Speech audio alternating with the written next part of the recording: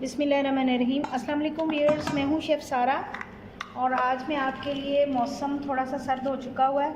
मैं बेसन के पकौड़े बना रही हूँ, साथ इसमें बैंगन इस्तेमाल कर रही हूँ। आलू मैंने लंबाई में काट लिए हुए हैं, कुछ अंडे मैंने बॉईल कर लिए हुए हैं और कुछ हरी मिर्चें हैं और कुछ पालक के पत्ते जो हैं हम कटिंग करके अच्छी तरीके से वॉश कर लेंगे, जो कि फ्रेश हैं। अब इसके लिए जो मिक्सचर तैयार हो रहा है उसमें मैदा है, 2 कप मैंने ले लिया है बेसन और 1 कप हाफ़ कप मैंने इसमें मैदा डाला है।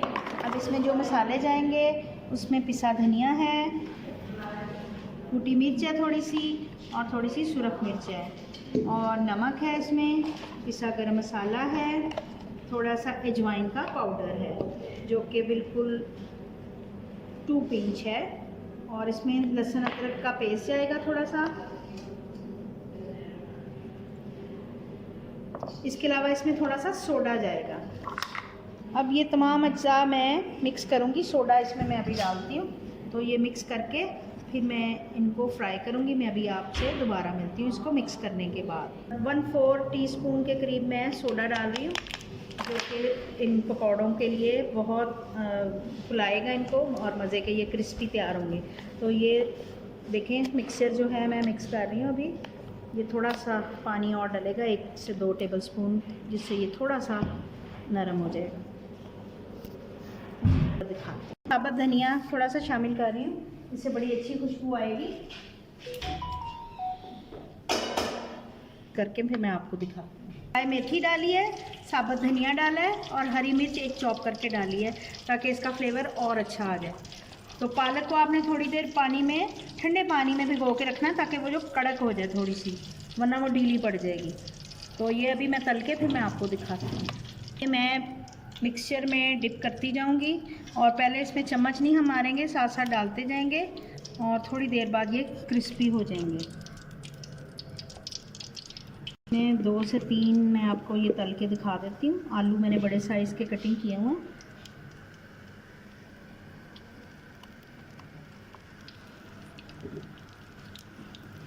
जी, ये बाज़ार में हाफ़ डन करके वो रख लेते हैं, उसके बाद जब कोई ग्राहक आता है तो उसको वो दोबारा फ्राई कर देते हैं।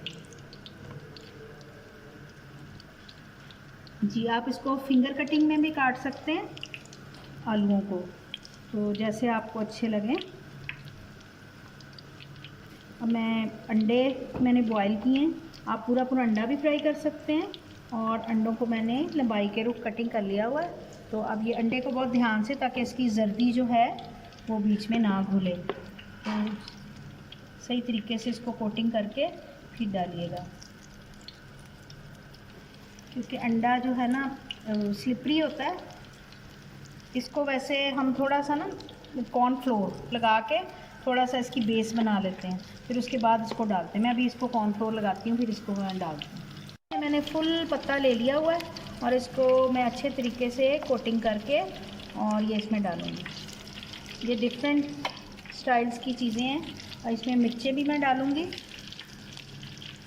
पालक के लिए थोड़ी सी प्लेस बनानी पड़ेगी, क्योंकि पहले इसमें पकौड़े ऑलरेडी डले हुए हैं। तो मैं पालक थोड़ी देर में दोबारा आपको करके दिखाती हूँ। इनको अच्छे से आपने क्रिस्पी करके निकाल लेना है, क्रिस्पी होने चाहिए। अगर आपने हाफ़ डन करके रखने हैं तो फिर फुल क्रिस्पी अभी ना करें, उसके बाद आप क्रिस्पी करें जब आपको दोबारा से इनको करना है।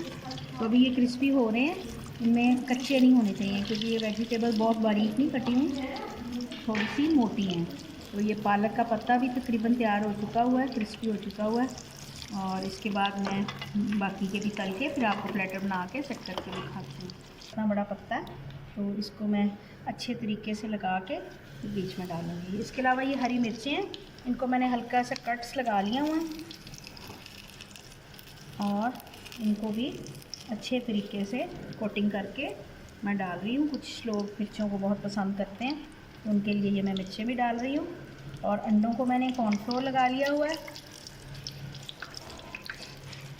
देखिए, बड़े साइज़ की मिर्चें ले लें, तो ये ज़्यादा तीखी नहीं होती, छोटी वाली मिर्च जो ज़्यादा तीखी होती है, तो इसलिए मिर्चें आप।